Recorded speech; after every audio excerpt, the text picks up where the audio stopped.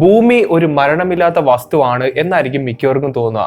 പക്ഷേ ഭൂമിയുടെ പ്രായം ഏകദേശം പകുതിയോളം കഴിഞ്ഞു എന്ന് എത്ര പേർക്കറിയാം? 454 കോടി വർഷങ്ങൾക്ക് മുന്നെയാണ് ഭൂമി എന്നുള്ളൊരു സംഭവം ഉണ്ടാവുന്നത്. അതേ സമയത്ത് തന്നെയാണ് നമ്മുടെ സൂര്യനും ഉണ്ടായി വന്നത്. അതായത് ഭൂമിക്ക് സൂര്യനും ഏകദേശം ഒരേ പ്രായം തന്നെയാണ്. രണ്ടുപേരും മധ്യവയസ്കരാണ്. നമ്മൾക്കറിയാവുന്ന ഇൻഫോർമേഷൻ വെച്ച് ഏകദേശം 1000 കോടി വർഷങ്ങളാണ് സൂര്യന്റെ സ്റ്റേബിൾ ലൈഫ് ടൈം എന്ന് പറയുന്നത്. അതിന്റെ അർത്ഥം എന്താ വെച്ചാൽ സൂര്യൻ ഇതേപോലെ ഒരൊറ്റ പീസിൽ വളരെയധികം സ്റ്റേബിൾ ആയിട്ട് നിൽക്കുന്നത് വെറും 1000 കോടി വർഷങ്ങൾ മാത്രമാണ്. അങ്ങനെ ആലോചിച്ച് നോക്കുകയാണെങ്കിൽ സൂര്യന്റെ സ്റ്റേബിൾ ലൈഫ് ടൈമിന്റെ 46% ഇപ്പോഴേ കഴിഞ്ഞു. ഏകദേശം 380 കോടി വർഷങ്ങൾക്ക് മുന്നെയാണ് ജീവൻ എന്നുള്ളൊരു പ്രതിഭാസം നമ്മുടെ ഭൂമിയിൽ വന്നു തുടങ്ങിയത്. അതിൽ 60 കോടി വർഷങ്ങൾക്ക് മുന്നെയാണ് നമ്മളെ പോലുള്ള കോംപ്ലക്സ് ലൈഫ് ഫോമുകളൊക്കെ ഉണ്ടായി വന്നത്. ഈ വീഡിയോ ചെയ്യുന്നതിന് മുമ്പ് ഒരുപാട് ആൾക്കാരുടെ അടുത്ത് ഞാൻ ഈ ഒരു ചോദ്യം ചോദിച്ചു, ഭൂമിയുടെ പ്രായം എന്താണ് എന്ന് നിങ്ങൾക്ക് അറിയാമോ എന്ന് ചോദിച്ചു.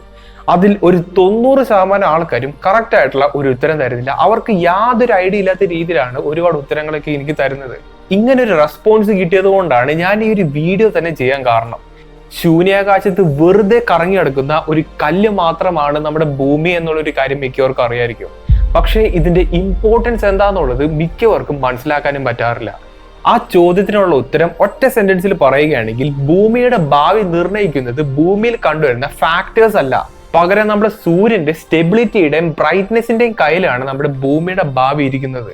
രാവിലെ എന്നുള്ളൊരു കൺസെപ്റ്റ് ഉണ്ടാവാൻ തന്നെ കാരണം സൂര്യൻ ഉള്ളത് കൊണ്ടാണ്. പക്ഷെ സൂര്യൻ നമ്മൾ എല്ലാവരും വിചാരിക്കുന്നത് പോലെ എപ്പോഴും സ്റ്റേബിൾ ആയിട്ടും കൺസിസ്റ്റന്റ് ആയിട്ട് നിൽക്കുന്ന ഒരു സംഭവമല്ല. ഇവിടെ സൂര്യന്റെ അകത്ത് ഹൈഡ്രജൻ ഫ്യൂസ് ചെയ്തിട്ട് അത് ഹീലിയം ആയിട്ട് മാറുന്നു. ഈ ഒരു പ്രതിഭാസം സംഭവിക്കുമ്പോൾ അതിന്റെ ഡെൻസിറ്റി കൂടി വരാനുള്ള സാധ്യത കൂടുതലാണ്. അതോടൊപ്പം തന്നെ ഇത് വളരെയധികം ചൂടും ഇങ്ങനെ പുറപ്പെടുവിക്കുന്നുണ്ട്.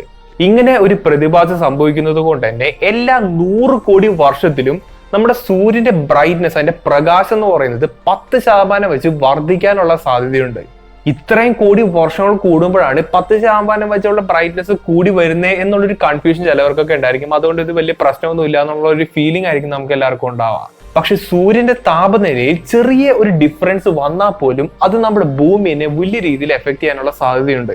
ഏറ്റവും ആദ്യത്തെ എഫക്റ്റ് കാണാൻ പോകുന്നത് നമ്മുടെ ഭൂമിയിലെ ക്ലൈമറ്റിൽ തന്നെയായിരിക്കും. 2026 ഈ ഒരു സമയത്ത് ഭൂമി ഹാബിറ്റബിൾ സോൺ എന്ന് പറയുന്ന ആ ഒരു സ്ഥലത്തൂടെയാണ് സൂര്യനെ ഇങ്ങനെ വലം വെക്കുന്നത്.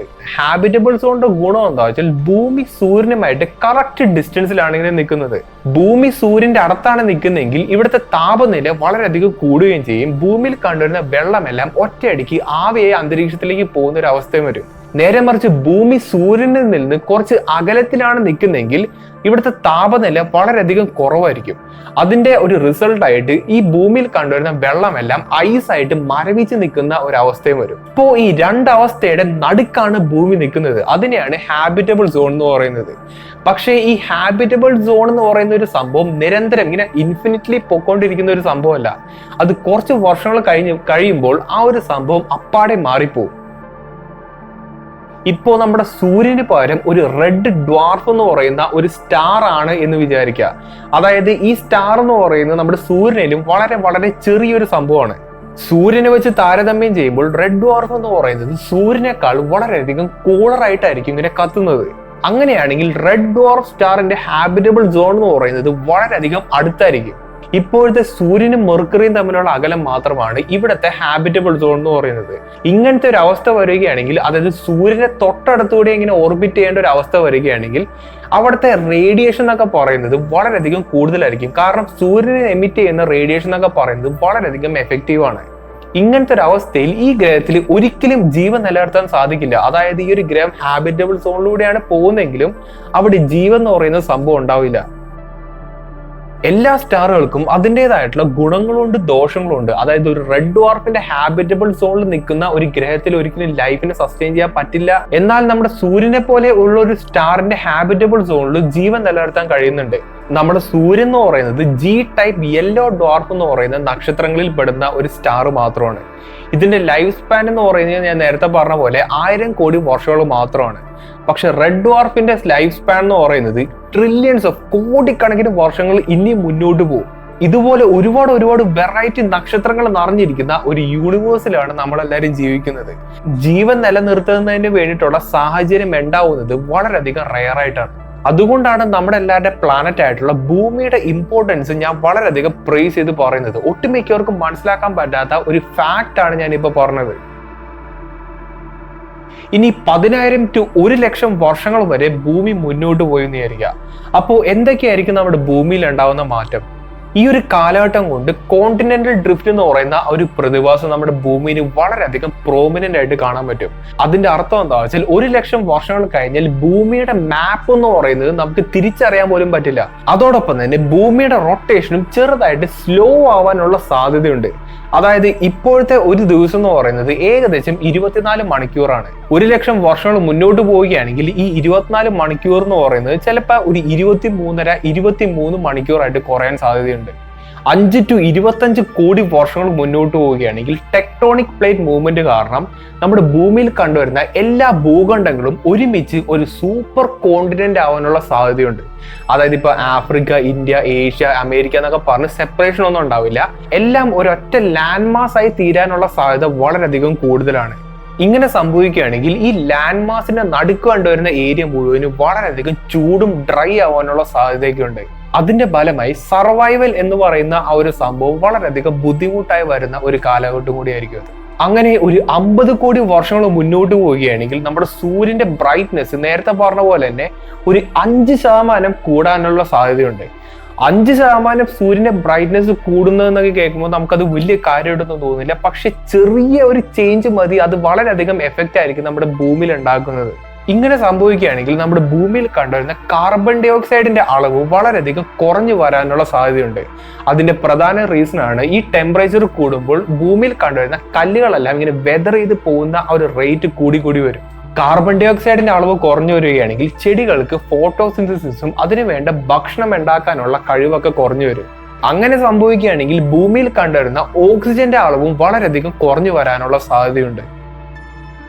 ഈ ഒരു അവസ്ഥയിൽ ഭൂമിയിൽ കണ്ടുവരുന്ന ജീവജാലങ്ങൾക്ക് ജീവൻ നിലനിർത്താൻ വേണ്ട സാധ്യതകളെല്ലാം കുറഞ്ഞു വരികയാണ്. അതായത് ഭൂമി എന്ന് പറയുന്ന ഈ സുന്ദരമായ ഗ്രഹത്തിന് ജീവൻ നിലനിർത്താനുള്ള ആ ഒരു കപ്പാസിറ്റി കുറഞ്ഞു വരുന്നു എന്നാണ് അതിന്റെ അർത്ഥം. അങ്ങനെ 100 കോടി വർഷങ്ങൾ മുന്നോട്ട് പോകുന്നു. നമ്മുടെ സൂര്യന്റെ ബ്രൈറ്റ്നസ് എന്ന് പറയുന്നത് ഇപ്പോൾ 10% കൂടി നിൽക്കുന്നത്. ഇവിടെ 10% ബ്രൈറ്റ്നസ് കൂടിയത് കൊണ്ട് തന്നെ ഭൂമിയുടെ താപനില വളരെയധികം കൂടിയ ഒരു അവസ്ഥയിലാണ് ഇവിടെ നിൽക്കുന്നത്. അതുകൊണ്ട് ഭൂമിയിൽ കണ്ടുവരുന്ന വെള്ളമെല്ലാം ഇങ്ങനെ ആവിയായി പോയി തുടങ്ങുന്ന ഒരു അവസ്ഥയിലാണ് ഇപ്പൊ നിൽക്കുന്നത്. ഇവിടെ വെള്ളം ആവിയായി പോവുകയും അത് നമ്മുടെ ഭൂമിയുടെ അന്തരീക്ഷത്തിൽ തങ്ങി നിൽക്കുന്ന ഒരവസ്ഥയും കൂടി ഉണ്ടാവുന്നുണ്ട്. അതായത് ഗ്രീൻ ഹൗസ് എഫക്റ്റ് ഇവിടെ സംഭവിക്കുന്നുണ്ട് എന്നാണ് അതിന്റെ അർത്ഥം. അതിന്റെ അർത്ഥം എന്താ വെച്ചാൽ ഈ ആവിയായി പോയിരിക്കുന്ന വാട്ടർ വേപ്പർ കാരണം നമ്മുടെ ഭൂമിയുടെ താപനില വീണ്ടും ഇങ്ങനെ കൂടാനുള്ള സാധ്യതയാണുള്ളത്. അങ്ങനെ പോയി നമ്മുടെ ഭൂമിയിൽ കണ്ടുവരുന്ന വെള്ളമെല്ലാം ഗ്രാജുവലി വാട്ടർ വേപ്പറായിട്ട് മാറുന്ന ഒരു അവസ്ഥ ഉണ്ടാവും. ഈ ഒരു സാഹചര്യത്തിൽ ഇവിടെ ജീവൻ നിലനിർത്താന്നുള്ളത് വളരെയധികം ബുദ്ധിമുട്ടാണ്.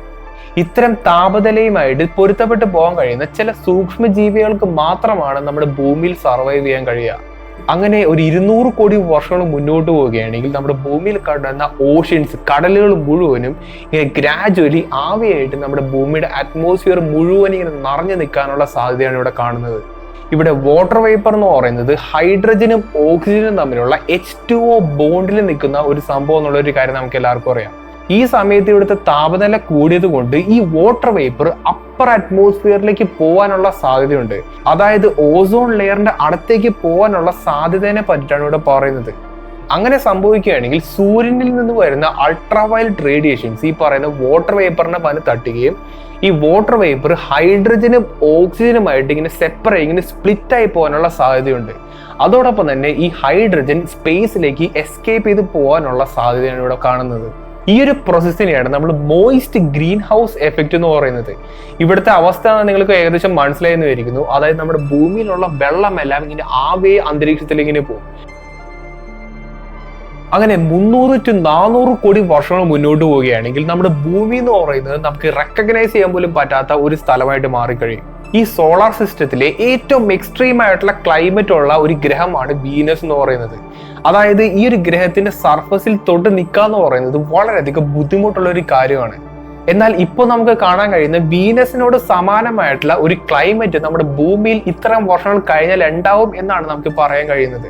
വീനസിനെ പറ്റി അറിയാവുന്നവർക്കറിയാം, അത് വളരെയധികം എക്സ്ട്രീം ക്ലൈമറ്റ് ഉള്ള ഒരു ഗ്രഹമാണ്. എന്നാൽ ഇത്തരം വർഷങ്ങൾ കൊണ്ട് നമ്മുടെ ഭൂമി വീനസിനെ പോലെ എക്സാക്ട്ലി ആവുമെന്നല്ല പറയുന്നത്, പക്ഷെ വളരെയധികം സിമിലർ ആയിട്ടുള്ള ഒരു ക്ലൈമറ്റ് നമ്മുടെ ഭൂമിയിൽ വരാനുള്ള സാധ്യതയെ പറ്റിയാണ് പറയുന്നത്. ഈ ഒരു സമയത്ത് ഭൂമി എന്ന് പറയുന്ന ആ ഒരു ഗ്രഹം ഹാബിറ്റബിൾ പ്ലാനറ്റ് ആയിട്ട് നമുക്ക് ഒരിക്കലും കൺസിഡർ ചെയ്യാൻ പറ്റില്ല.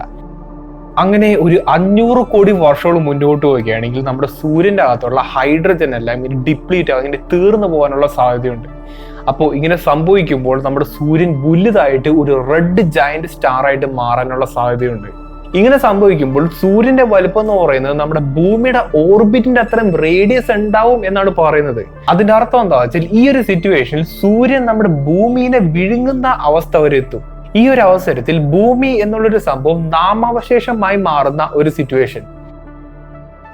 നമ്മൾക്കറിയാവുന്ന ഡാറ്റ വച്ചിട്ട് ഇങ്ങനെയാണ് ഭൂമി അവസാനിക്കേണ്ടത്. ഈ ഒരു സമയം കൊണ്ട് മനുഷ്യര് ഭൂമി വിട്ട് പോയിട്ടില്ല എന്നുണ്ടെങ്കിൽ ഭൂമിയോടൊപ്പം തന്നെ മനുഷ്യരും നാമാവശേഷമായി പോകുന്ന ഒരവസ്ഥ വരും.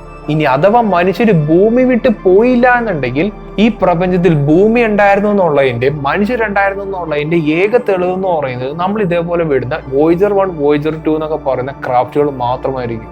ഞാനിപ്പോൾ ഈ പറഞ്ഞ കാര്യങ്ങളെല്ലാം നമ്മുടെ പ്രപഞ്ചത്തിൽ എപ്പോഴും വളരെയധികം ഫ്രീക്വന്റ് ആയിട്ട് നടക്കുന്ന ഒരു കാര്യമാണ്. ഇതിപ്പോൾ ഇത്രയും കോടി വർഷങ്ങൾ എടുത്തിട്ടാണ് നമ്മുടെ ആ ഒരു പ്ലാനറ്ററി സിസ്റ്റം ഇല്ലാണ്ടായി പോകുന്നത് എന്ന കണക്ക് മാത്രമേ ഇവിടെ പറയുന്നുള്ളൂ. പക്ഷേ നമ്മുടെ യൂണിവേഴ്സിൽ, നമ്മുടെ പ്രപഞ്ചത്തിൽ ഇതേപോലുള്ള ഒരുപാട് കോടിക്കണക്കിന് ഗാലക്സികളുണ്ട്, കോടിക്കണക്കിന് പ്ലാനറ്റ്സും ഉണ്ട്, കോടിക്കണക്കിന് പ്ലാനറ്ററി സിസ്റ്റംസും ഉണ്ട്. ഇവയിൽ കണ്ടുവരുന്ന യെല്ലോ ഡ്വാർഫ് പ്ലാനറ്ററി സിസ്റ്റത്തിൽ കണ്ടുവരുന്ന പ്രതിഭാസങ്ങളാണ് ഞാനിപ്പോൾ പറഞ്ഞത്. അപ്പോൾ അത്രയൊക്കെ തന്നെ ഉണ്ടായിരുന്നുള്ളൂ. ഒരുപാട് ആൾക്കാരുടെ അടുത്ത് ഞാൻ ചോദിച്ചപ്പോൾ എനിക്കുള്ള കറക്റ്റ് ഉത്തരം എനിക്ക് കിട്ടിയിട്ടില്ല. അപ്പോഴാണ് എനിക്ക് മനസ്സിലായത് ഇതിനെ പറ്റിയിട്ട് അധികം ആൾക്കാർ ലിറ്ററേറ്റ് അല്ല എന്നുള്ളത്. നിങ്ങളുടെ അഭിപ്രായങ്ങളെല്ലാം മാക്സിമം ഒന്ന് കമന്റ് ചെയ്ത് അറിയിക്കാൻ ശ്രമിക്കുക. അപ്പോൾ നല്ലൊരു ടോപ്പിക്കായിട്ട് ഞാൻ അടുത്ത വീഡിയോ കാണാം.